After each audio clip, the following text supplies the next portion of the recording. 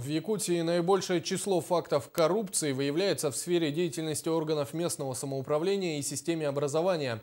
За 6 месяцев этого года следственными органами республики возбуждено 129 уголовных дел коррупционной направленности. А более 60% всех совершенных преступлений связано с хищением, растратами и дачей взяток. Такие данные были озвучены сегодня на заседании Совета по противодействию коррупции при главе Якутии. Егор Борисов напомнил о том, что деятельность чиновников должна исключать всякий соблазн, а работа по повышению их ответственности должна стать постоянной и результативной. Насколько возможно, контакты чиновника, клиентуры с гражданами, юридическими лицами, насколько возможно, тоже исключить.